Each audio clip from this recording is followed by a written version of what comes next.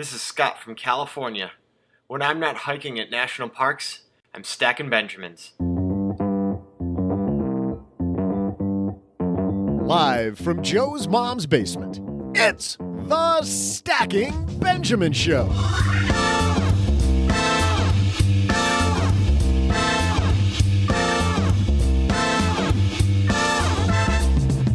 I'm Joe's mom's neighbor, Doug, and printers all over are cranking out invitations again for live weddings with actual guests. And if you decide to go out again, how do you make a splash without breaking the bank? Today, we'll ask a woman who should know because she's the mind behind the Couple Money podcast, Elle Martinez. And from this podcast, it's OG. And from LenPenzo.com, it's the Wedding Crashers. Nah, I'm just kidding. I think they're still crashing Jane Seymour's party. It's just Len Penzo. Hey kids, how about winning some Benjamins with your super money knowledge? We'll talk to Teri Williams from OneUnited Bank about their I Got Bank financial literacy contest on today's show. Later, we'll magnify John's money, who has a son who made a killing on Dogecoin. What does the roundtable think about crypto investing? And I'll keep the roundtable on their toes with my trivia question. And now, a guy who won't be able to crash a wedding if he doesn't get invited to one, it's Joe Saul-Sehy.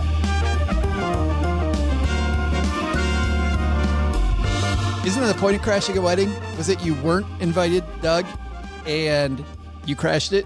Hey, everybody. Welcome to Understating the Script for the Win podcast. I'm Joe Saul-Sehy, Average Joe Money on Twitter. And what a weekend opener we have for you, because we've got a wild and crazy bunch here with us. Let's start off across the card table from me where Mr. OG's hanging out. How are you, man? Happy Friday. I'm so happy it's Friday. I got my papers. You hear my papers? You do. I got my notes. I'm ready to rock and roll. Like you're in it to win it today. Yes, I am. Like 9 years of podcasting, and he finally brings notes. Good work. It's good. Well, they're not notes about the show. They're just completely the other travel plans. It's exactly. It's the dinner menu for tonight, and also what I'm doing when we get done recording. And the guy who's already done recording in his brain, deep under Los Angeles, Mr. Len Penzo's back. Joe, how are you, my friend? I am fantastic hanging out with you, buddy. How's the train set coming? The train set, it's coming along. I've built, 3 buildings. I've built an electrical substation. I'm sharing a lot. It's on trainboard.com if you want to see it. We'll link to it. We will link to it. Oh, really? Oh, yeah. Link to. Oh, yeah. Please do. Yeah. Everybody can see how I'm doing on my choo-choo. It's coming along really well. It sounds like a full-time job, Len. I'm just saying. It is. I'll admit, this weekend I spent 16 hours in that room building. That's dedication. Hey, I'm doing good too. It's something, Len. Elle. It's a sickness almost, I think. I'm doing good too, Len. I'm doing good too. I know. Gee. Oh, okay. I mean, you didn't. Love you, bro. You didn't say anything to me, so. I love you. Guys, I got to introduce the special guest. You guys can hug it out later. Let's introduce the guest here to carry the show, because you two dorks can't. From Couple Money, it's Elle Martinez back with us. Hey, I'm excited about this. I'd love to talk about these topics. And we thought couples at the beginning of being a couple. Who would know about that? It's got to be Elle. Yeah, I've been there. Going to be 15 years this year, and been a guest on quite a few. So, yeah, weddings are something to celebrate, but it can hit the wallet hard. Oh, it hits the wallet so hard. But before we get into that, because we are going to dig in and we're going to lean on that experience that you have, tell the 3 people that don't know about Couple Money about the show, because I don't know, I have fun taking you out on my runs. It's probably one of the most you have so much attention to production. It is just such a well-produced show. Oh, thank you so much. Yeah, with Couple Money, I think the name says it all. It's helping couples get on the same page with not just their finances, but with their goals. And with the podcast this year, I'm excited. We've expanded a little bit, not just marriage and money, but we talk about this year more about travel, looking at houses, in financial independence and freedom. So it's that intersection of love and money and having fun with it. I think that's not discussed enough.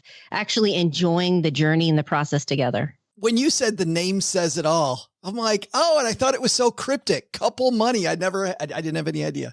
Well, there you go. I tried for married money, but the domain was taken. So, I like couple money. I had to move lateral. Yes, absolutely. Well, we got Elle here. We've got OG. We got Len. Let's get this party started. But first, I am super pleased that our friends, Don and Tom over at Talking Real Money Podcast are sponsoring this episode of Stacking Benjamins because it is the perfect 1-2 punch. Don McDonald has a voice to die for. Well, don't die, but you know what I mean. He's got this fantastic voice, and both he and Tom are people that have this unique skill set that bridges money knowledge and talking about money. These guys actually know what they're talking about. Crazy, I know. And at the same time, they can succinctly show you how investing is too simple to be as complicated as Wall Street wants you to believe. Don is one of the first national financial talk show hosts, starting with Business Radio Network back in 1988.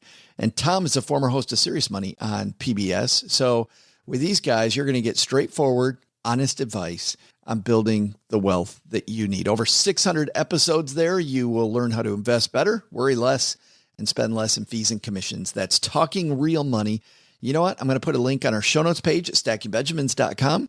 or place it in the search engine wherever you're listening to us now, or just head to their site, talkingrealmoney.com. It's called Talking Real Money. Listen to a few episodes because I think you're really going to like it. All right, we're going to talk weddings today, so let's move. Hello, darlings. And now it's time for your favorite part of the show, our Stacking Benjamins headlines. Well, this piece is pretty timeless. It's by Anne Freeman, and it actually, in full disclosure, came out a few years ago. But I don't know. I find myself continually going back to it because of the fact that it really hits the nail on the head, no matter what year it is. I remember just after I got out of college going to so many weddings, and I had no money. I'm invited to like 50 weddings, and it just took my horrible financial situation and made it even worse. So this piece comes to us from moneycrashers.com, and it's written by Amy Freeman. And it talks about a few things. It talks about budgeting for weddings. It talks about how to cut costs for wedding essentials, which we'll get into each one of these, including the outfit, the gift, transportation, lodging, and then saving money if you're in the wedding, and then finally picking which ones to attend. So let's start off in general, budgeting for the wedding. Elle is the guest. We'll have you go first here if you don't mind. How much money do you budget for a wedding? How do you know how much to budget for a wedding? This is so tricky because this is definitely playing in the emotions.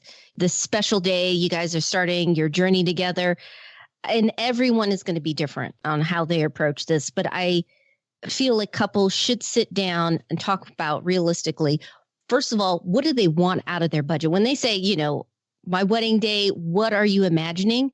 And then talk about, okay, well, what do we have and what's the budget? So in the situation with my husband and I, at that time, he just wrapped up college. He was a new grad, first job, and I was starting my senior year. So you can imagine what our budget was. $4. You know what? You were close. If this was a trivia question, you were pretty close. No, actually, we were fortunate. Our parents wanted to help out with the wedding, but still, we talked about what we wanted, guest size with the budget, and ballpark. I want to say it was around 8,150 people. And we had people from all around the country coming. We come from big families. So it took a lot of conversations. And it also is interesting. A wedding is supposed to be about the couple, but a lot of times families involved. Sure. If they're contributing with the finances. So that's another conversation to have. But yeah, I was reading that article and I could not believe what the average amount was, 30,000. Okay. I don't think you should go into debt for your wedding. No, I feel like this is going to start off your marriage on the wrong foot. And since money is such a huge deal when it comes to fights, I think if you can get your wedding right, you're off to a great start. On the other hand, looking at going to other people's weddings, I got invited to a wedding this year, Len, for the first time in, I don't know, it's going to be 5 years. I'm pretty excited about it. But of course, I'm in Texas. The wedding's in Michigan. Do you keep some type of a travel fund? Do you keep some type of a travel budget that, okay, now instead of going on vacation, I'm going to my niece's wedding? Well, not anymore. To get to be an old guy like me who's been around and who can afford that, not anymore. But when we were younger, yes, we had an entertainment. I mean, going back to say when I was being late 20s, I had an entertainment portion of my budget, and that was part of the entertainment budget. And when that was gone, that was gone. And if I didn't have it, I send my regrets. But Really? If I could, I'd. So maybe a Wiener Schnitzel coupon for good luck for them for put that in the regrets the card. But no, yeah, that's you do the best you can. There were weddings that you didn't attend of friends because you couldn't afford it. Yeah. Yeah. Yes. No, that's difficult. Oh, gee, how about you? I was just thinking about like the timing of life and when all that happens. You just said that you just got your first wedding invite in 5 years. And we just got one too, actually, as a matter of fact. But it was one scheduled for last year that got canceled. Yes. So now this was just kind of like they got married anyway, did the whole court thing, but then they're doing the party here in a couple of weeks. I was thinking, gosh, it's been so long since we've got a wedding invitation. Either we're terrible wedding guests or that's just a different stage of life. And so when do you get all of the wedding invitations? When you're like in your 20s and early 30s and you don't have any money. And like Len said, now you're like, yeah, I'll go if I want because I'm a gozillionaire, just like Forrest Gump would say. But when this affects you is early on. It affects you when you're at the stage when you don't have the money to be able to go. That's when everybody gets married. So let's talk. It's kind of a funky time. And especially when you're like right out of college too. Right. I mean, because a lot of your friends have spread out, right? And so most of the weddings are across the country or halfway across the country. It's not like, your local group of friends. It's you're exactly right, OG. Say that again. What? Oh, you said something about being exactly. Oh, I know what I purposely forgot. Okay. We'll fix it in post. It's funny, guys, because I've really despised the last year of all the Zoom fun that we had, getting the family together on Zoom. But I think that if we could have had Zoom weddings when I was in my 20s, that would have been so great. And I'm the attendee that leaves his camera off, And we did that. We did that last year, Joe. We actually the honeybees, yes, sister got married, and it was on Zoom. Oh, that's great! Because this was during the COVID, right? And this was all done over Zoom. Wow. Yeah, we attended a Zoom wedding as well. It was so less stressful, especially with 2 kids in tow. It was like, you guys can be in the other room. Don't worry. You leave your microphone dress off. Nicely. Did you really? Yeah, dress up a little bit. See, I would put on a nice shirt that they could see. And then keep the sweatpants on. Well, I have my go-to summer dress, so you got to have your go-to outfits for special occasions. But it is doable. It is doable. It works. Well, and Elle talks about her go-to summer dress, and when it talks about attending a wedding, right? So we're getting ready to go to this wedding, and Cheryl says, literally yesterday, that I haven't been to one of these things in forever. I haven't had to dress up in a long time. She's like, do you even have any clothes to wear to this stuff? I'm like, well, yeah. I actually have like one outfit that I can probably wear. So I'm going to get by it. But Elle, it's completely different. And the piece talks about this. It's completely different for women, right? So yes. Affording the outfit, how do you come up with the budget to look at the outfit and where do you cut corners there? So I thought it was an interesting suggestion where they're saying keep it a neutral color. And then your accessories, you mix it up. You mean just go with white? Just go with a white dress? I feel like you're just asking for a fight at a wedding. Don't go there. Or, got to be careful with what you wear. It's coded. Everything's coded. No, I went to a wedding, Elle, not to cut you off. Yeah. I'm sorry, but I went to a wedding where the mother of the groom wore white. And you could just see that there was going to be problems. Yeah. Hopefully they're still married. Was it before Memorial Day? Was it a double offense? Who knows? This is May 15th, for God's sake. But anyway, Elle, you said, you thought it was interesting. They said to wear neutral. Yeah, I thought that was interesting. I have outfits based on the season.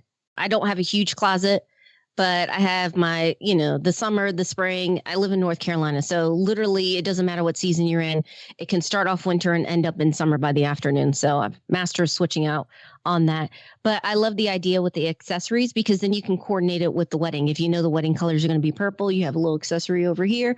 Looks like you did it just for the wedding, but no, it's just your go-to piece. And it's very affordable, especially if you have multiple weddings in the same year.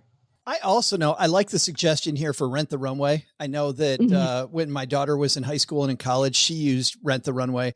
And what was always really fun for me as a frugal dad, even though she paid for it herself, was that she got the message that she could look great. Like she would look phenomenal.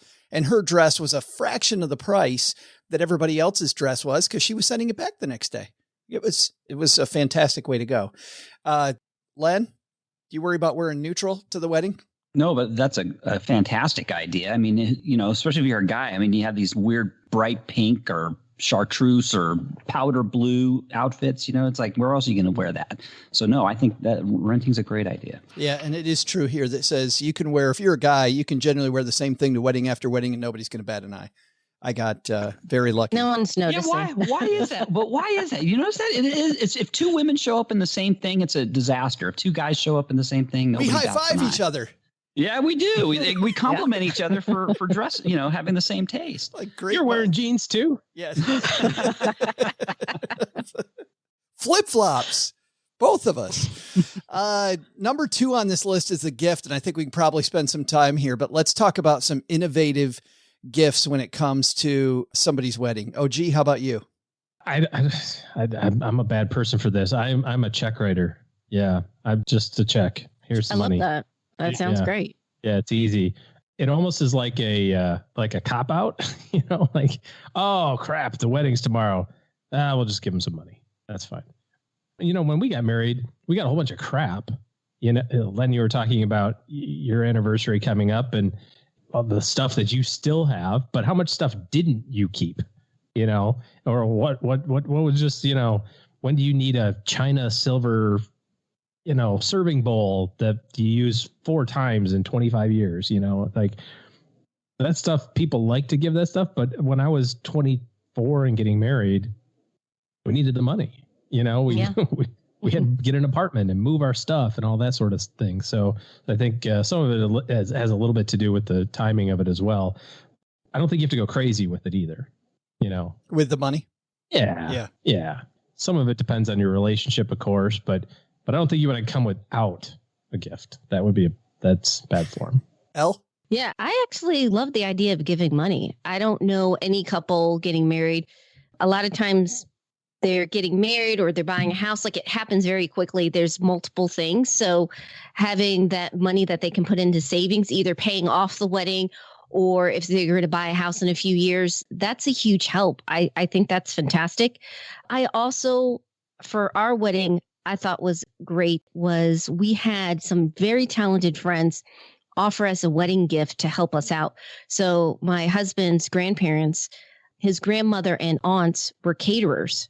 And so they did the wedding cake. Oh, that's great. And they offered to do that. So that was custom. That was a huge financial help, but then it also was sentimental. It was a connection with that. And then we had another friend who is more than an interior designer. She handles a lot of stuff with new construction and builds and everything. And she also is just very design oriented, did flowers. I have allergies. So we went with the silks. I don't want to say, the silks, fake flowers, but they were really nice. And I still have the bouquet from them. She did a fantastic job. So I think looking for those opportunities where you have a talent and at least offer. If they say no, they say no. I think that was a great connection. And then one time when I was a bridesmaid, I made a custom mead. So I homebrew on occasion. And I wanted to do a honey wine or a mead that reflected the couple. So it was something unique. And I did get something off the registry as well. I feel like if they put something on the registry, don't try to be funny and get something else. Yeah. That's a little annoying. So I got something there, and then I got something personal, and I felt like it was a good mix, and it didn't break the budget. What if we, OG, the next wedding we get invited to do that connection? We podcast their wedding. Ooh. Send them some T-shirts. I know you didn't ask for these, but they're awesome. You're welcome. We're standing up right behind everybody. Okay, here comes the bride. All right, we got the gentleman over there. 7 out of 10 on the dress. I mean, this would be great. You guys could have the wedding information in the front and then your brand in the back. There you go. Have Doug do the announcements. That'd be so bad. So bad. And now, Susan.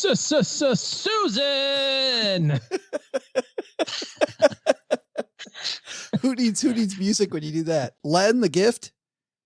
I will say, probably if you're looking, this is a great idea. So everybody, you go ahead and use this. So this is one of, I have my blog post out of right now that's the 7 modest wedding gifts that I'm still enjoying 25 years later. And this is one of the 7. And it is inexpensive. It's really very special. And I think a lot of you guys should steal this idea because it's an awesome gift. My friends Kyle and Annie, what they did is they made a shadow box with our wedding invitation and some other mementos that kind of the honeybee and myself. And they put them in that. It's nothing big at all. It's very small. We proudly have it on display to this day. It's still, obviously, it's relevant and we love it and we get joy from it every single day to this day. And I bet you the whole thing, I mean, it's just very modestly cost, but it's not about how much money. It has nothing to do with it. In this article I wrote, if you look at these gifts that we still have and we're still enjoying 25 years, 6 of them are very, very, anybody can buy them and they're very special gifts. So anyways, that's a great idea. Fantastic. Customized shadow box. That's great. My cousin did that for us. It didn't have everything else. It was just, they just framed the invitation. So the front of the invitation, then they cut it, and they must have had 2 invitations because then they had the inside next to it, and it was fantastic, and we still have it. And you're right. I mean, at Michael's, that frame costs nothing. And the thing is, you say, well, that's just a frame, but it's not really. If it's in a shadow box, it's how it's the presentation. It's how they present it. Yeah. So it is personal. Yes. And you think of the people who gave it to you. So, I mean, it's a great gift and it's very inexpensive. Now, gifts, by the way, that you didn't like. I want to do this just very, very quickly. Or gifts that you thought that you would like. And I'll kick this one off. I thought for sure that the fondue pot, we were going to have fun with that over and over and over. We had our estate sale last year. I think I used that thing in 27 years. I used it once. The fondue thing, just bringing that out at home, never happened. But the griddle, there was a griddle that you just put on your stovetop and do sausages on or pancakes or whatever. I used the crap out of that. And I remember opening that going, why does Aunt Marie think I need a griddle? And that griddle, amazing, just incredible. Len, bad gift? Or a gift that you don't use? You're going to get me in trouble. Hopefully the people that gave this to me either passed away or hopefully they're dead. Or they don't listen to the show. Hold on a second. I guess I'd have to say it's the Mr. T. The Mr. T. The Mr. T tea maker. Oh. Which we never used. Oh, you make sun tea. I mean, a jar in the sun is better than this Mr. T thing. Yeah. Boy, I sure hope they've passed away. I sure hope those people are dead. Like from the 18 Mr. T, or is it just like a general like Mr. No, Mr. Like TEA. Oh, okay. Mr. T, that'd have been a great person to. I'm literally thinking 18. I'm like, they had those out there. Man, I put in a fool who does my tea at my job. Yeah, it's the opposite of Mr. Coffee. It's Mr. T. Elle should have been here last week when we talked about Mr. T. It was his birthday a week ago. We had a whole Mr. T thing going.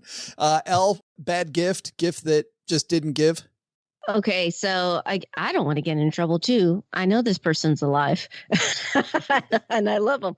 But there's a reason we put something on our list. Like we were very specific. We said, you know what? We're not going to have a huge registry, but we want things that we know we're going to enjoy.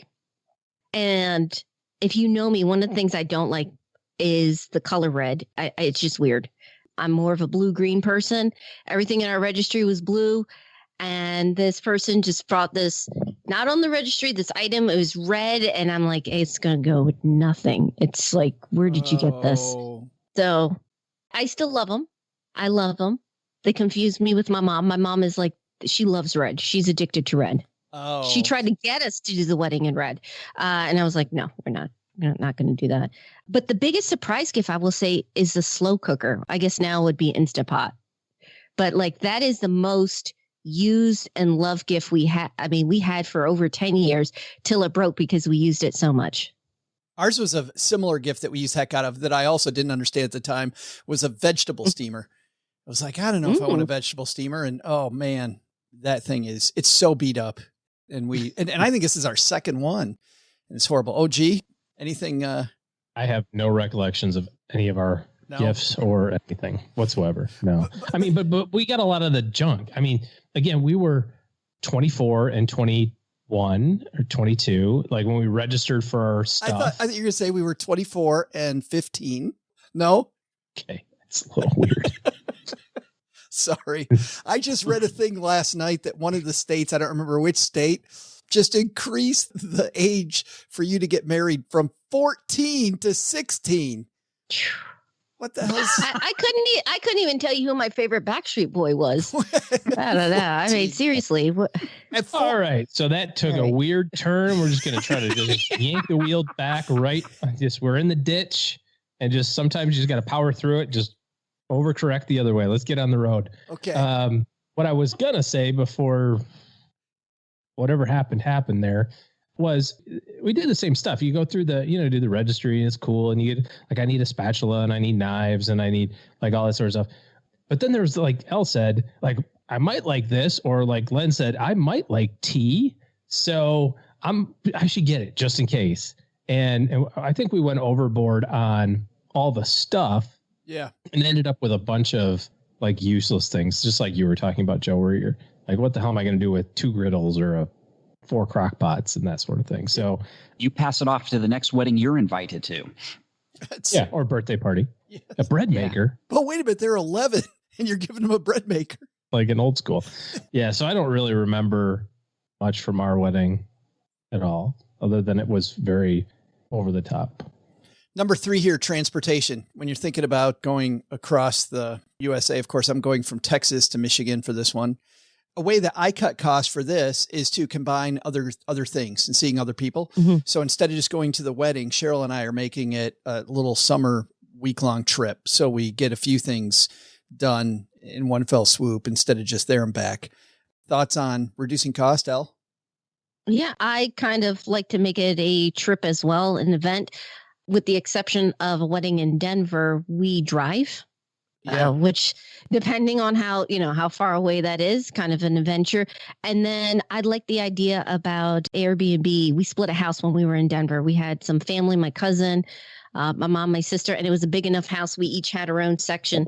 And the portion we paid for almost a week there in Denver was less than the price of one night at the hotel that they had. Wow.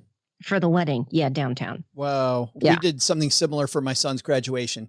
We got a house where everybody could stay, and it made it really fun. It was great. Everybody had their own little area. And then we had a nice big kitchen living room where we all congregated. It was good. Len, how about you? Yeah, I think you've nailed most of the ones that make the most sense. Short of, moving to Salina, Kansas, and then that way you're in the dead center of the country and it's the least amount of distance, no matter where us poor folks on the coast, like Elle and myself, we're those East Coast or West Coast weddings cost a lot. So yeah. OG. Yeah. Just combine it with other things. I mean, my personal pet peeve about weddings is when people put them on holiday weekends. Because everybody's going to be traveling anyway, and that's their excuse. And I just kind of go like, yeah, but I want to do my own thing on Memorial Day. I don't want to go do your thing. Why do I have to do your thing? Make your thing the next weekend, and then I'll have 2 weekends off. Come on, be a pal. But Joe's looking at me like, damn, you're self-centered. No, I feel the same. I feel exactly the same. Good. Yeah, good. Yeah. You got to have your day, but there's 4,000 different ways to get to wherever you want to go.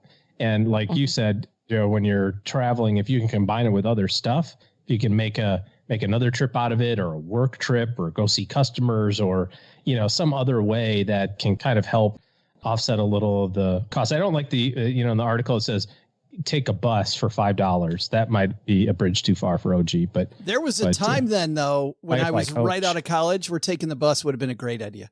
Oh, same. From Virginia to New York City. We did that. I can't even imagine doing that now. No, but it was, but then it was just an adventure. I don't know about for you. It was an adventure. It was pretty fun. Yeah. Last thoughts, biggest takeaway for our Stacker family when it comes to weddings. We'll let our guest of honor have the last word. So, G, you want to go first? Yeah. I mean, here's the thing. It's okay to say no. It's okay to say you can't make it. If it's too expensive, it's okay to do something a little different. Like Elle said, change the location where you guys are going to stay, or see if you can share rooms or whatever. Just because there's the room booked at the Four Seasons doesn't mean that you have to participate in that. And if it doesn't work budget wise, it doesn't work. Nobody's going to remember who's there anyway. I mean, ask any of us. I've been married 20 years, Joe 30, Len 25, Elle, you said 15. Can you name whether or not Aunt So-and-who's it was at your wedding? Affirmatively? You're like, no, I think she was there. I'm pretty sure she was, but I don't know. Do you care? Probably not. So do whatever you can to support the couple. And sometimes, you're supporting them from afar. Mr. Penzo? I think you guys have nailed everything. I guess all I can say, add to that finally, is, gifts don't have to be expensive. And if you are going to get a gift and you don't want to make it and you're going to buy something, just don't buy Mr. T. And Elle?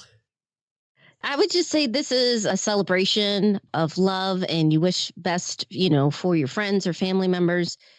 So if you can make it, definitely go for it. But if you can't, you can still, like OG pointed out, you can still send a gift, send a note, send something personal. No need to make it a cause of stress. It should be a celebration of joy.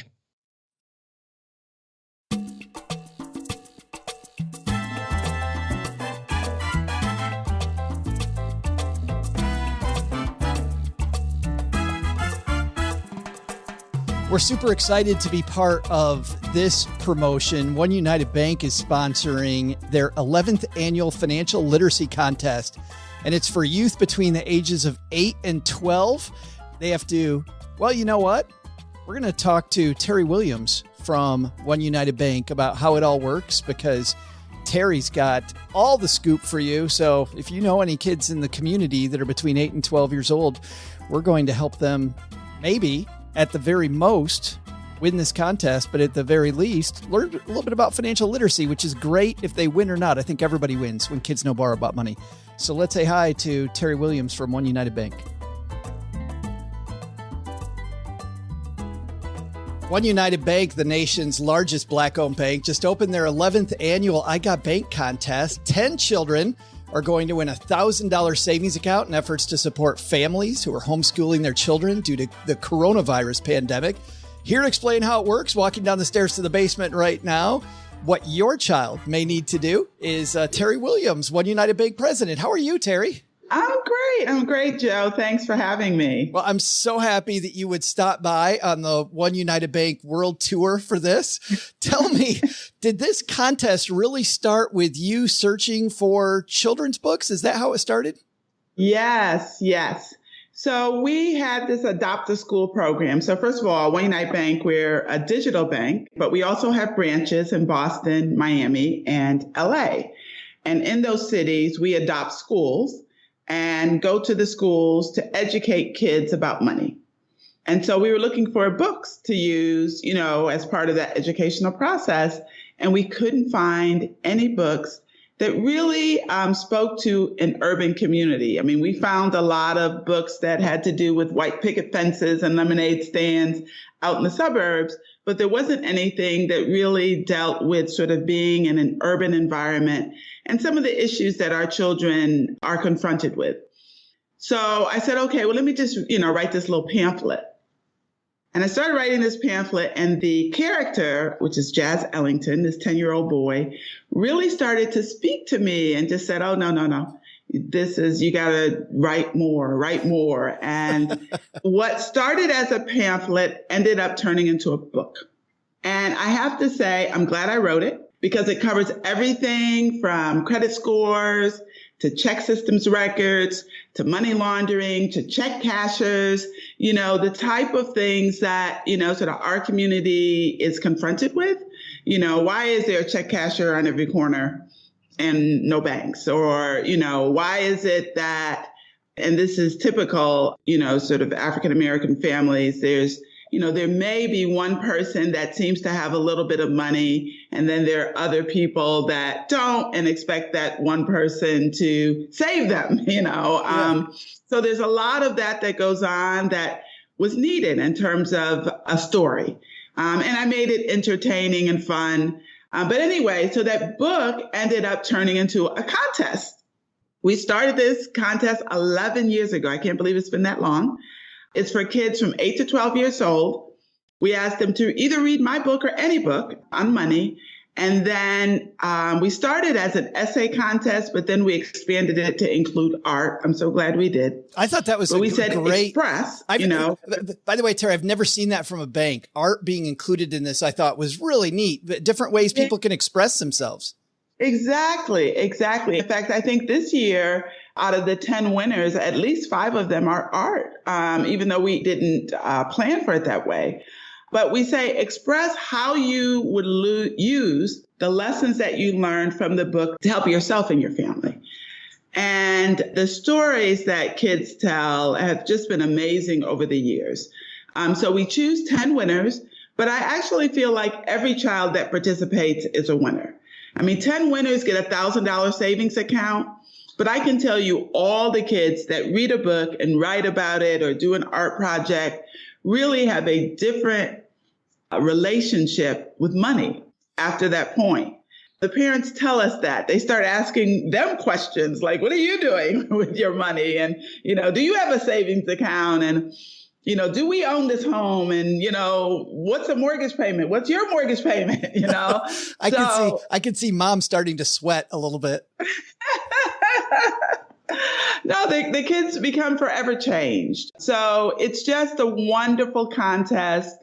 And I also have seen our community grow, not just from this contest, but we've just been focusing on wealth building and generational wealth building. I always say, sort of historically, our community has raised our kids to one day take care of us.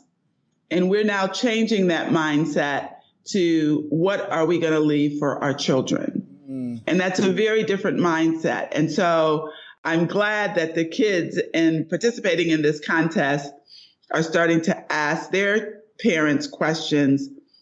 And I hope that our parents our customers actually, which are the parents, start thinking about, money differently.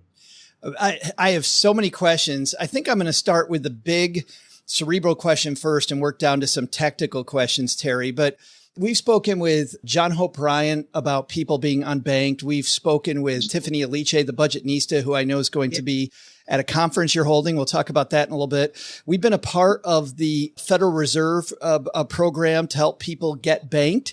Why are so many people unbanked still today? Yeah, no, it is a challenge that we also accept. What we have found is 30% of our community has a check systems record. Now, a lot of your, listeners probably don't even know what check systems is.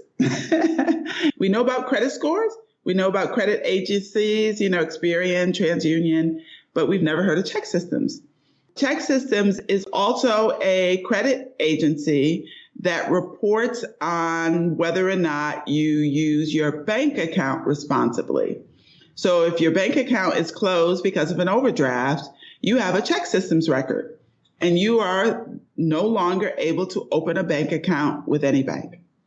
We have something called a second chance checking account that will allow you to open an account with us to give you a second chance, but most banks don't, and you will be, I hate to say it, but sort of banned from banking. So that's, and because our community doesn't know that this thing exists, and we're not educated about that, we tend to hit that wall. The second is that there has actually been a historical not good relationship between banks and the Black community. And systemic racism is real. I mean, banks finance the slave trade. Banks redlined our community. So there's been a lot of mistrust of banks. And we're working to overcome that. First of all, by the whole Bank Black movement and saying you can bank with a Black bank, but also by recognizing that it's not just about a bank account. It is about how we're teaching our kids. It is about, how we're focusing on wealth building, even for services that we don't offer as a bank. We talk about how you need to have life insurance. You need to have a will. These are things that we don't offer, but are important in the wealth building journey. So, it's really being authentic and really expressing the journey of money in a different way is how we're getting our community to sort of trust in banks and come back to the banking industry. I noticed the way that you guys charge fees is also different. I feel like a lot of the time the banking fee system is built on the backs of people that can't afford these high fees. I remember I really struggled with money in my early 20s, and man, the fees that Bank of America socked to me, Teri, were just outrageous. And those were going to perks to people that really didn't care about the perks, I felt like. Yeah. No, it's sort of interesting. I had that experience when my niece came to stay with me, and she opened up an account with a large bank and got hit with, $700 in fees. And I was just like, how could that be? So yes, we are very conscious of fees and doing things to make our products affordable. And then we also strive to help our community understand how to avoid fees. Part of our mission is to respect people regardless of their account balance. And we say that explicitly because in banking, it tends to be that the more money you have, the more respect you're given. Right. Our view is really just the opposite, to respect the human being, regardless of their account balance, and try to figure out ways to help them, on their journey. Well, that's the big society question, Teri. So we'll put that aside now and go to the technical question. This feels to me, and you alluded to this earlier, to be a great opportunity for mom or dad to work with kids on money. What are some best practices you've seen parents use with kids besides this contest and teaching them about money? So, and I'm glad you asked that because it is part of the book, and it is something that I talk to mom and dads about, which is that, an allowance is important, and giving kids the opportunity to have a, limited amount of money. I don't care if it's $1 or $10 a week or, in the book, it talks about getting an allowance the same as your age. So if you're 5, you get $5 a week. If you're 10, you get $10 a week. If you're 16, you get $16 a week. But having an allowance really helps kids focus on money and focus on how to use money. Today, money isn't as visible as it was when we were growing up. Then you actually got cash. And I remember getting an allowance and going into a store with my little, $5. But today money can be somewhat invisible, because everything is electronic. So I do recommend that kids are given an allowance and that it becomes more visible to them. And then the second is to set up some sort of automatic savings plan. And I say this for the kids as well as for the adults. One of the things, probably the biggest thing I learned as I went on my money journey is that if money went into my pocket, I was more likely to spend it. And so having some money put away automatically really, really makes a difference in terms of being able to save. And to be honest, I don't miss it in my pocket, because it happens automatically. So those are the two lessons. And in fact, in the book, Jazz, who's this 10-year-old that has saved $2,000, it's because he got an allowance and the allowance went automatically into his savings account. I use that story to really preach that message. The third thing I would say for families is to, and I know, sort of interesting looking at your studio in the basement, that, look around your home because it is a reflection of your values. kids sort of take in those kind of messages. So yeah, get some pictures up about money, or get a vision board up of where you want to go. But, recognize that kids are visual, and they're going to see things that really should speak to what you want them to see in their lives. Well, and I love that too, because money is not like it was when you and I were growing up, when you talked about having cash. I mean, I remember my twins, Teri, asking when I told them we didn't have any money, said, well, why don't you take the card and go over to the machine? Because that machine spits out money over there, Dad. I don't know if you know that. That is the money spitter. We need more of that. Right. Yeah, no, it is a new world, but it's, there are benefits to it. And that's why I say the automatic savings, because, we used to have to go in with our passbook and, put money into our savings account, and, making that trip to the bank was helpful. But now that type of thing could be done automatically. I guarantee you, if you set it up, you won't miss the money. And then you'll look up one day and be like, oh, wow, I have money, in my savings. With this pandemic, I think those lessons have become even more important to us as a community, that we need to have some money put aside. Yep. Those are the lessons that I would share with parents. And maybe, the other one is somewhat self-serving, to participate in the contest. But it's also to start to educate our kids about money at a young age. It is important for us to have those money conversations as early as possible, because then it becomes a part of their lives. The other thing that I would say that's different about when we were growing up is I remember, my parents sitting at the kitchen table writing checks. To pay bills. Right. Bill night. Right. Yeah. And now it's all done electronically. So it'll be a different experience with our kids today than it was when we were growing up, but it's still the same lessons, saving, paying bills, trying to be purposeful with your money are all important lessons for kids to learn. That's fabulous. I've got 3 places we need to send people. I usually like to have one, but first is for the contest. Where do we send people if they'd like to participate? So for the contest, it's OneUnited.com. That's ONE United.com/book. And then it's the contest, but you can also download my book for free. And it's a fun read. It'll take you like 30 minutes to an hour to read. But it's a great book for kids. It's a chapter book for kids. I thought it was so fun. It was so great. Good. My kids are 25. By the way, the art, who did the art?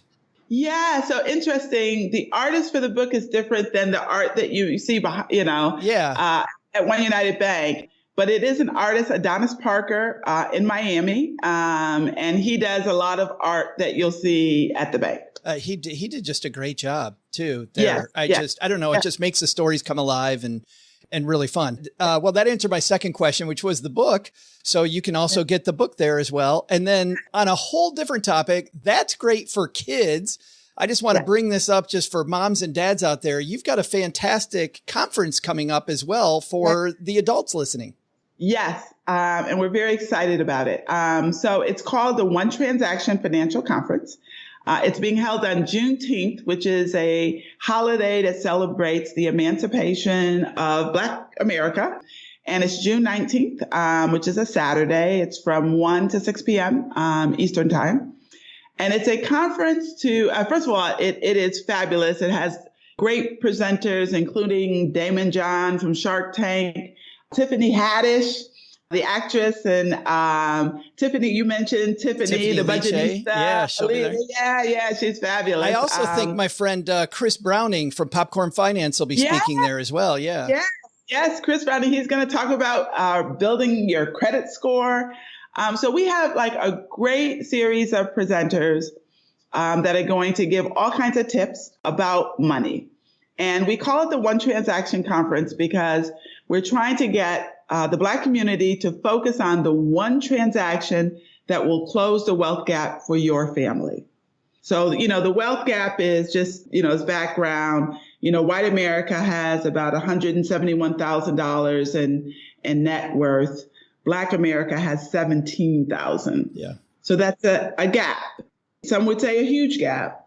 But for us, as we have tried to get our community to focus on this gap, it really is one transaction. Like if you buy a home, over time that would close that gap. If you had a profitable business, if you had if you started savings and investments, the younger, the better, you could close that gap for your family. So we're asking our community to claim your one in 2021 and to focus on the one transaction that could make a difference for your family. And that conference is free. And it's really just been fabulous to put it together. It is one of those experiences where you have all these brilliant minds all in one place that are really focused on educating our community and are available, past the conference. So you get to meet them if you haven't met them. A lot of them have great followings, but you get to meet them at the conference. And then for some of them, like Tiffany, the Budgetnista, or Chris Browning, you get to follow them after the conference.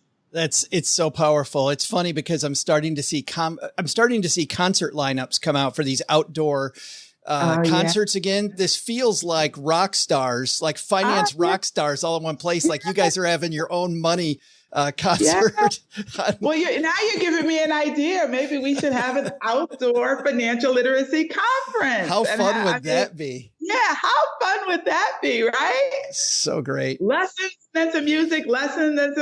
I mean, that would be fabulous. You're giving me ideas. Anything I can do to help, Teri. Well, thank you so much for helping us. And by the way, I'll link to both the conference and the contest, the fantastic contest for kids on our show notes page at stackingbenjamins.com. Thanks for hanging out and talking financial literacy, the wealth gap, and us all working together, man. Well, thank you for having me. This is fabulous. Hey, Stackers. I'm your pal, Joe's mom's neighbor, Doug. And sorry if I seem rushed, but with Memorial Day almost upon us, you all know what that means, right? Seriously, you remember, right? I've only been talking about my carnival, the World Texarkana Fair, or the WTF as I affectionately refer to it, all week long. Still waiting for your RSVPs. But hey, fashionably late is cool too, I suppose. There's a ton of setting up still to do, but old Doug, I'm a planner extraordinaire who should probably write a book about how all this goes down. The key here, grasshoppers, is what I call delegation. I just put the word out, click my fingers, and man, oh man, has the neighborhood come through. People are dropping off their kids to help me, and it appears some can stay for hours. This is fantastic. Well, I need to put the finishing touches on helping Sarah and Jose set up the Bobbing for Donuts stand, so let's get to today's trivia. Since today happens to be National Brisket Day, what is the heaviest bull ever recorded? I'll be back with your answer, which is totally unbelievable, in just a moment. I swear, I'm a ninja with the language, people, a true wordsmith. Somebody loves his ability with the words way, way too much. Hey, if you're brand new here, you do not know that we're having a year-long competition between our three regular contributors, Len, Paula, and OG. And today, Paula has the day off, and Elle, you're playing the part of Paula Pant. Hey. Yes. And Elle, there is some, I don't know if you want the good news or the bad news. The good news is, well, why don't you, do you want the good news or the bad news? I always like the bad news first. Okay, you're tied for last. So that's the bad news. I feel like that's good news. Well, the good news is because you're tied with the reigning champion, Mr. Len Penzo, two-time reigning champion, you get to go last. And Len, you'll go second. You've got 6, Elle, and Len's got 6. OG is ahead with 8. Too? Yes. Sorry. Ooh, okay. Yes. Yeah. OG's running away with this now. This is getting serious. Hold ahead. But here on Memorial Day weekend, let's do some bull trivia. So, OG, you're kicking this thing off. Biggest bull ever recorded? It would be helpful at this moment to know what the average bull is. That would be an important fact to know. Is that disclosable? Or I have no idea. Not in the trivia. Did not hear that. Okay. So I'm going to say that I kind of feel like 2,000 pounds is a good starting number. A ton. It's a pretty heavy thing, right? Like, is a dump truck at the 2,000 pounds? Anybody know? There's bulls. They're not as big as dump trucks, but they might be as heavy. They're a little sturdier. So I'm going to go north of that. I'm going to say, this is a shot in the dark. 3,148 pounds. He sets the bar at 3,148. Len? This is funny because I was looking at some chat board today, and they were talking about, having to save money, or food prices are going up. And they were talking about, why don't you just go in with your neighbors and buy a whole beef, buy a whole beef, just get everybody together. And the only number, it irritates. The only thing I can remember, and I'm not even sure I remember this anymore. I think it said a hind quarter. They called it the hind quarter, and there was a list of cuts of meat. And I think that was only 160 pounds. There was all kinds of options. You could just get so if a hind quarter is 160 pounds, that just means the leg area. I don't know. I'm not a butcher, but let's say that's 500 pounds just on the legs. I don't know what the hell I'm talking about. Would you say 3,000 pounds? That seems way too much. I'm going to say 2,200 pounds. 2,200. Well, Elle, there's a big difference between those two numbers. So what are you thinking? $1. Oh, sorry. I thought it was some prices right. Let's see. If you say a hind quarter is like 160 pounds, I'm going to do the quarter. That's 720. So I would say, what did you say, Len? I'm going to go closer to Len, but 2,200. 22. Okay. I'm going to say 1,300. You're going to 1,300 pounds. Yeah. All right. Elle's got the bottom end of that. OG up there on the top. Len, everybody's got a little room here. We'd love to tell you who's right, but we don't play that way. We will be right back. Are you good with people? Maybe you're organized or have a knack for numbers. Well, then chances are you've got skills that could lead to a new career. A Google Career Certificate can help you get a foot in the door with top employers in fast-growing fields like IT support, project management, data analytics, and user experience design. It's professional-level training developed and taught by Google employees. And it's all online, so you can learn around your schedule. Put your skills to work. Go to grow.google/certificates. You're still running your business on QuickBooks? QuickBooks, more like quicksand. The bigger your company grows, the faster you sink with outdated software that just can't keep up. When you're headed anywhere, you want to have an up-to-date dashboard, don't you, that gives you all the information and makes it easy to find that information.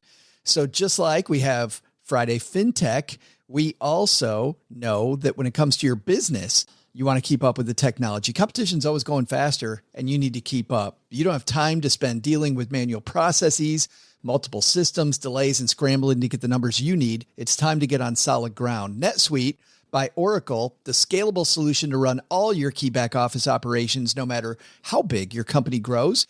NetSuite gives you visibility and control over your financials, inventory, HR, e-commerce, and more. Everything you need to grow in one place.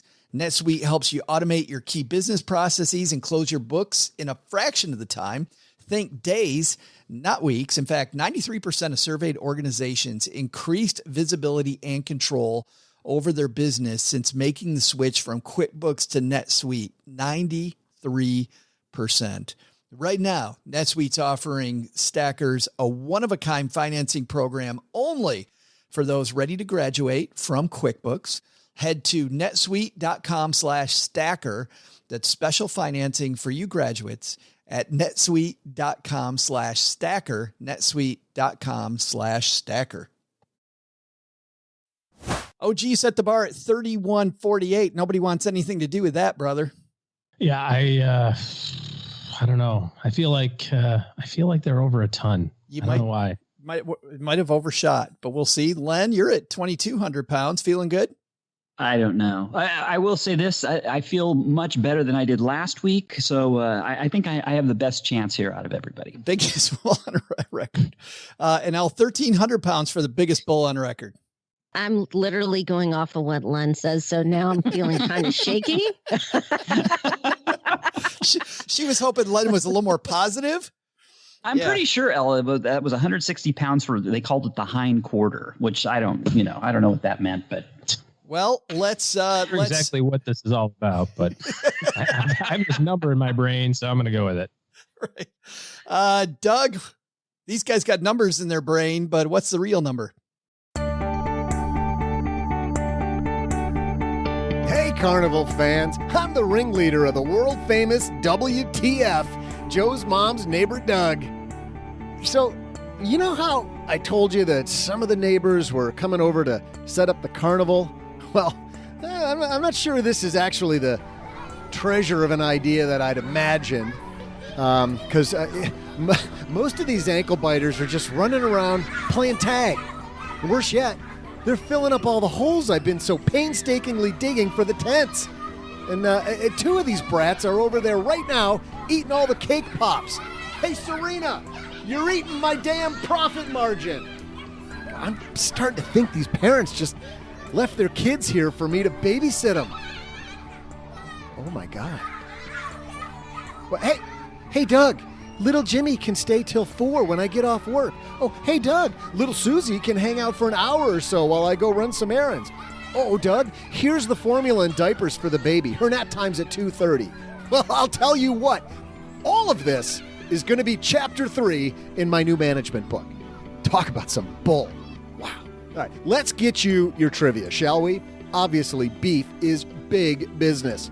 The industry contributes approximately $894 billion in total to the U.S. economy, or just under 6% of total U.S. GDP. So what's the biggest bull on record?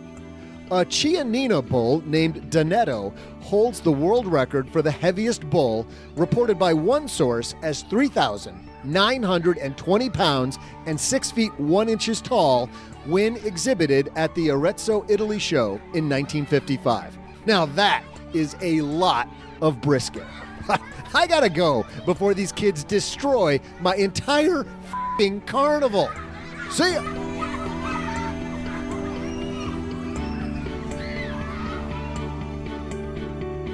Oh, my God. Seriously? That is crazy. Almost 4,000 pounds. Almost 2 dump trucks. Wow. Oh. You can see, Len, that OG wants to avoid that last second needing to play for the win in mid-December moment that you guys had, the moment of protest. Yes, it's a long season. We're not even halfway through this year, so there's plenty of time. There's plenty of time. No panic. Oh, gee. Well, no, I have some trivia when people come over to share. Did you know? That'll absolutely crazy. That is crazy. That's and then crazy. I'm going to feed them some false information like Len did me with the hind quarter. By the way, I don't know for sure, but I heard from a friend of mine.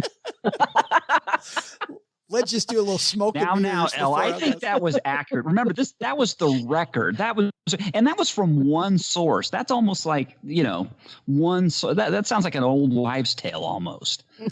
What, from 1955? One source? Yeah, one source from 1955. Probably true. Like all Doug's trivia. Hey, today we are doing, this is going to be the Stacker Help segment.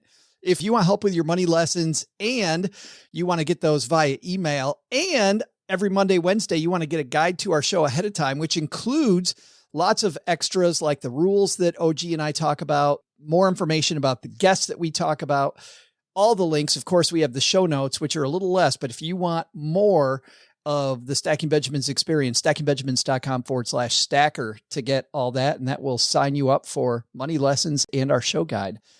Today, we're answering a letter that we got from John, and this is more of a comment than a question, but I thought that it was something I really wanted to ask you guys about. John said, listening to our show May 13th, OG and I were talking about cryptocurrency, and OG posited a fictional conversation. OG said, yeah, I bought $100 of this coin and now it's worth $6,000. And then John says, and darn it, if I didn't have the exact same conversation with my millennial son just the previous evening. He bought $200 of Dogecoin a couple weeks prior and saw it go up to $3,000. and then down to 1,000. So my son has, quote, diversified into 3 other cryptocurrencies. I told him I have a concern in that I doubt cryptocurrency is an investment. My definition of investing is putting your money to work, earning more money at a reasonable rate of return, usually via purchasing an asset for which I have reasonable confidence the asset should go up in value. With cash in the bank, a reasonable rate of return might be 1 or 2%. Lately, 0.5%. For bonds, a reasonable return might be 3, 4, or 5 per year. For stocks, a reasonable rate of return might average 8, 9, or 10 per year, but only if an investor holds their stocks or a stock fund for a long period of time, more than 10 years.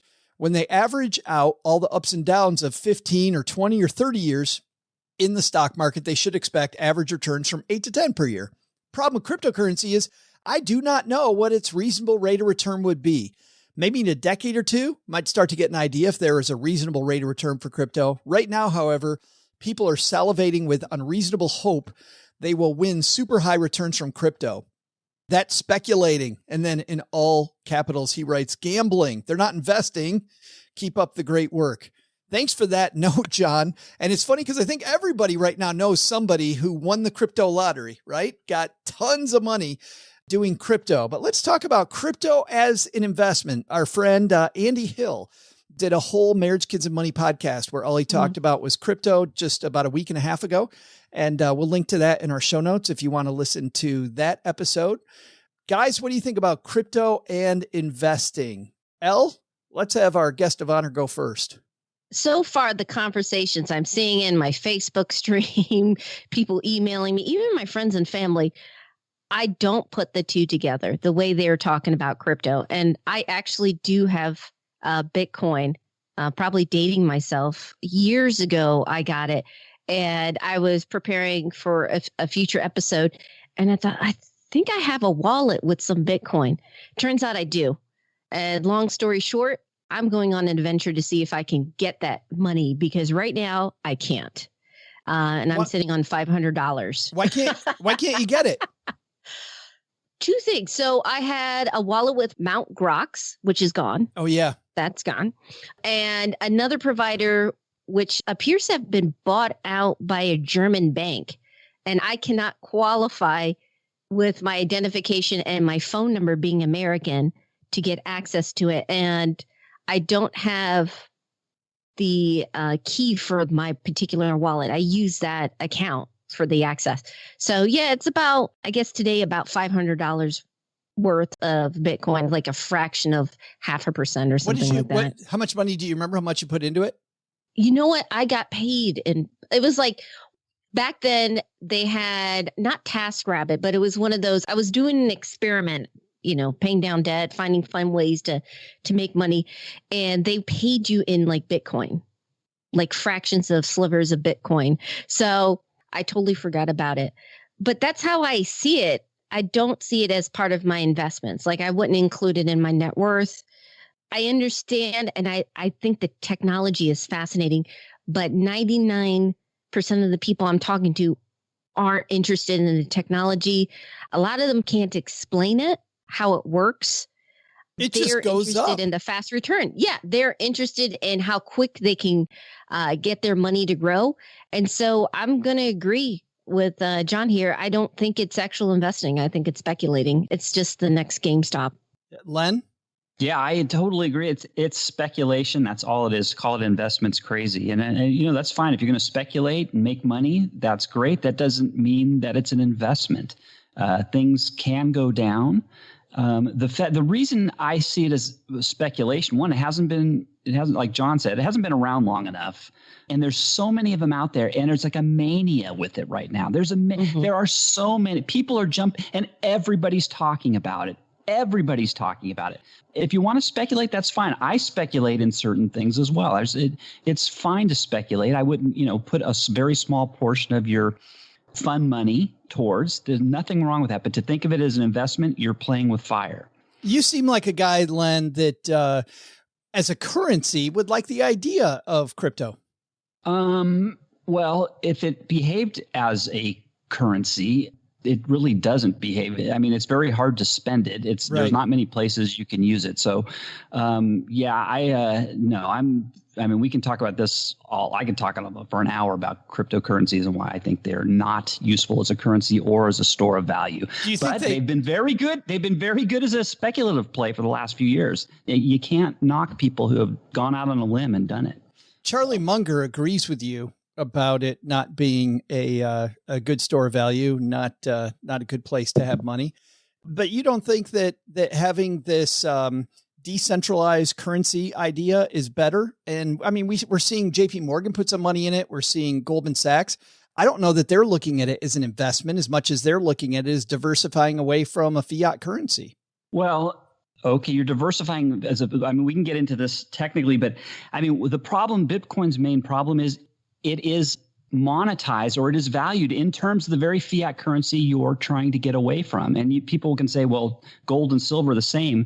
That's not true, because gold and silver they can be valued in terms of themselves. They're self-referential. They are elements on the periodic table. So you can value things in terms of weight of gold and silver. They're tangible.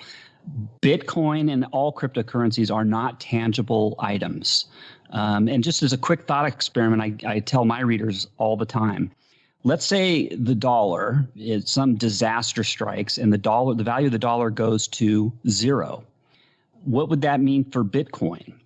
That would mean Bitcoin would be worth infinity dollars. Now, infinity is a huge number, but it's also an impractical number, and you can't use it for any transactions. Whereas gold or silver, if the dollar goes to zero, we always know that a loaf of bread is worth the amount of silver in for example, a U.S. dime, pre-1965 U.S. dime. You can always buy a gallon of gas for the amount of silver in a pre-1965 quarter, or a pound of chicken in terms of weight. So it's always in terms of weight. So you can always fall back on gold and silver. And that's why central banks have gold. They don't hold Bitcoin. They don't hold anything like that. There's a reason for that. So, I mean, it's a fascinating topic. I could talk about this all day, but yes, those are my thoughts. No, I think it's fascinating. Yeah. I think the technology is fascinating. I think the people making a ton of money are the scalpers with the graphics cards. My husband's into computers and programming, and he can't get the card because it's supposed to be on sale for $800. Scalpers are buying them with bots and then selling them to crypto miners for $1,600. So they're making some money on that. I wanted to build my last computer because I thought it would just be fun, kind of like Len with his train set.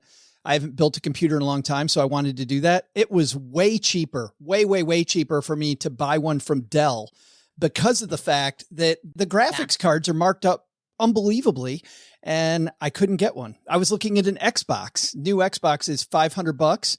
They're selling them on Walmart.com for $1,000. And they're calling it a bundle, but it's not a bundle. It doesn't come with anything except for the Xbox. And they said that that's not going to go away until late this year. Intel's saying that for PS5s, it's going to be next year. So wow, it's crazy. The chip problem. And by the way, look at me. I'm complaining about not being able to get an Xbox and building a computer. But think about the real stuff here, like medical devices, right? Yeah. Where they need that technology. I mean, poor Joe can't do his Xbox. Well, vehicles too. I mean, real things that we all use, like Ford has tons of their trucks sitting, they can't even sell them because they're missing the chips. I drove by the Kentucky Speedway a few weeks ago and had no idea. If you're driving by that highway, I think it's 71, and you look at the parking lot for the Kentucky Speedway, it is all it's all trucks. And I thought, wow, trucks aren't selling. And then I read that article that said that these trucks have everything in it except the chip. Exactly. Isn't that amazing? Yeah. Sitting there waiting for the electronics. OG, how about you? Crypto? Well, the only thing that I'll add to this is, despite whether we think it's an investment or not, the IRS certainly does think it is. So all the day trading that you're doing in your crypto and Dogecoin and Shiba Coin and Shiba Coin and your Elon Musk coin and whatever else you are feeling like trading on, there's one little box that's on your tax returns now that says, do you own or did you own or trade any virtual currency within the last tax year? And it's a really innocuous little box there, just a yes or no question. And if you answer no, and then you find out, and then the G finds out that you did, well, guess what? Major problems. If you mark yes, now what do you have to do? Now you got to recreate all of those documents, because most of these companies are not providing statements at the end of the year going, hey, by the way, you bought and sold all this stuff. Here's all your outcomes. And don't forget, some of this stuff is wash sales and all this other sort. You have to figure that out all on your own. So I don't know that it's an investment. I don't know. I should say I'm pretty confident to say it's not an investment. Speculation for sure. But the IRS does think it's an investment. So right there's the problem, because the IRS says that it's an investment, not a currency, right? So when I buy a sandwich with it, I'll have to pay capital gains tax on the sandwich or take the loss depending on when I bought it. But on the other side, the SEC says, hey, we can't regulate it because it's a currency. It's not an investment. So you end up with all of these shysters and people getting ripped off, and the Mt. Gox thing as an example. You end up with all of these different crazy things in the wild, wild west, because the SEC says, not me. And the IRS says, not a currency. Like, what? It isn't a currency, and it's not an investment according to the US government. So what the hell is it? I'm with you, Al. I'm fascinated by it as a currency. I'm fascinated by it. But to Len's point, how the hell can I buy anything with it when it's gyrating all over the place? Like, even if I'm comparing the yen against the dollar, right? Those will shift so much less. I lived on the Canadian border. It was always fun to go to Canada, and sometimes you had a lot of money. Sometimes you didn't have that much money when you crossed, just looking at how those, but nothing like this. Like, where do we go with it? I don't know. Yeah. I had this conversation with someone. Where are you using it? And in this case, someone, was asking about, should I put this as part of my retirement plan? I'm like, no. Can you explain? Do you understand the technology behind it? You don't have to be an expert in everything, but if you're going to invest money, if you're going to invest a considerable part of your money, you should understand the concepts, the ideas well enough to explain it to someone else before you're getting in on that. Yeah, the investment portion, Elle, is actually the technology itself, which is blockchain technology. If you want to call it investment, invest in companies that are making good use of blockchain technology. That's the difference between investing and speculating. Yeah, I agree. I think that's a good place to leave it. John, thanks for the note.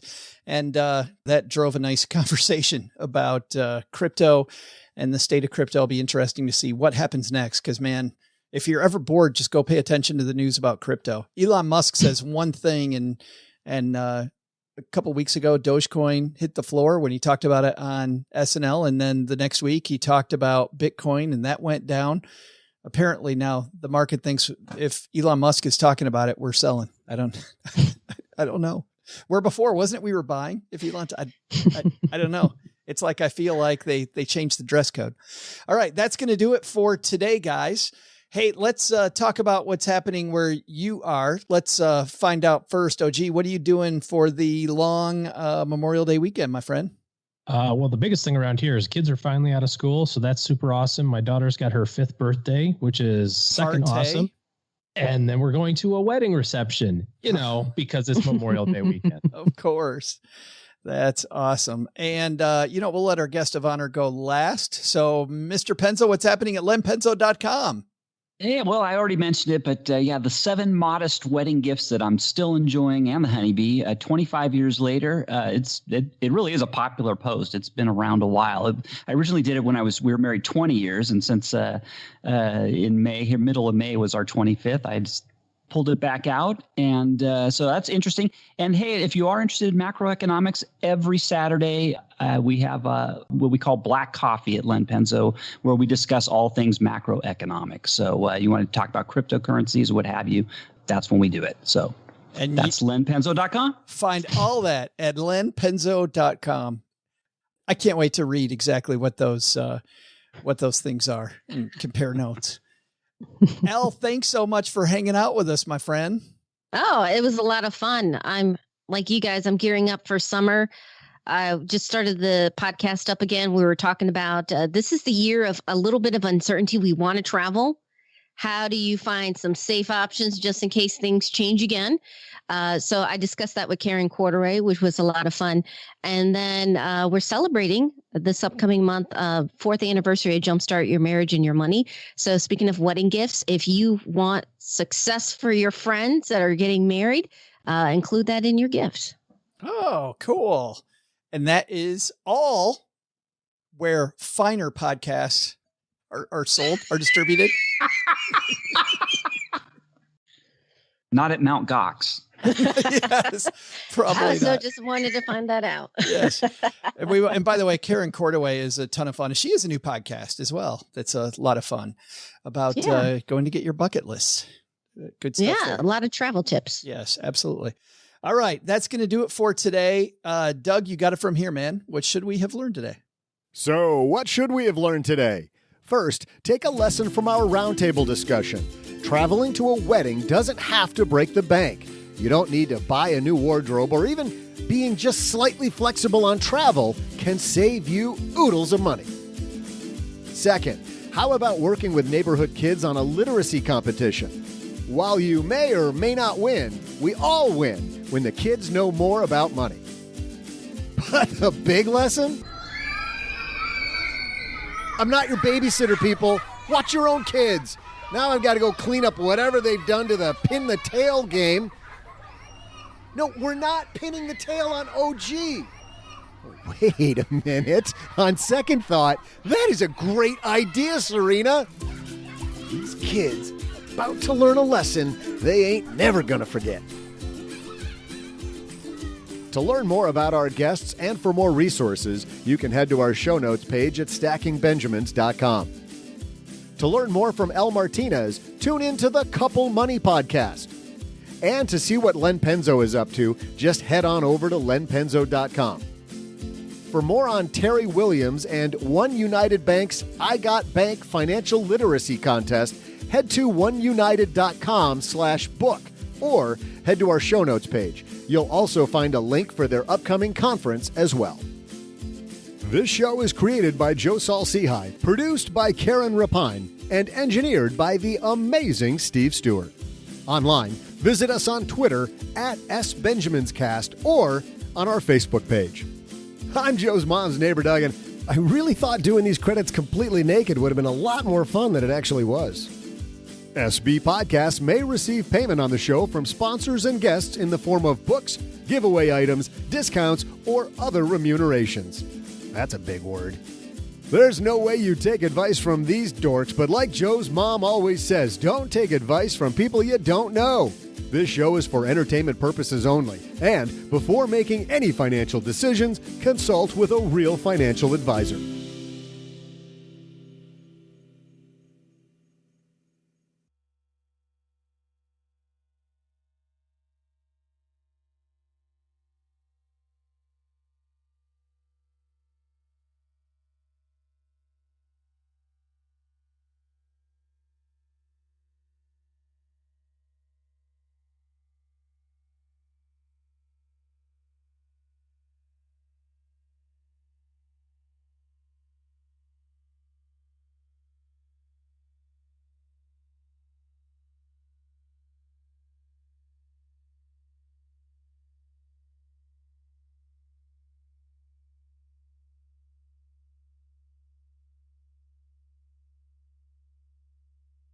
I don't know, Len, if you like peanut butter or not.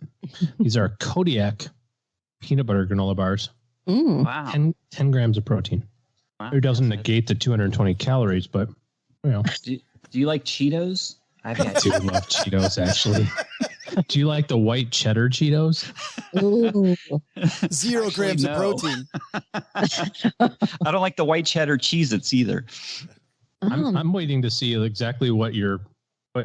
Like, how are you going to suck down? Like? How are you going to suck down Cheetos while we're recording a podcast? If you see me on mute, it's just going to be orange by the end. It will be. No, and the end of his microphone is all orange. Exactly.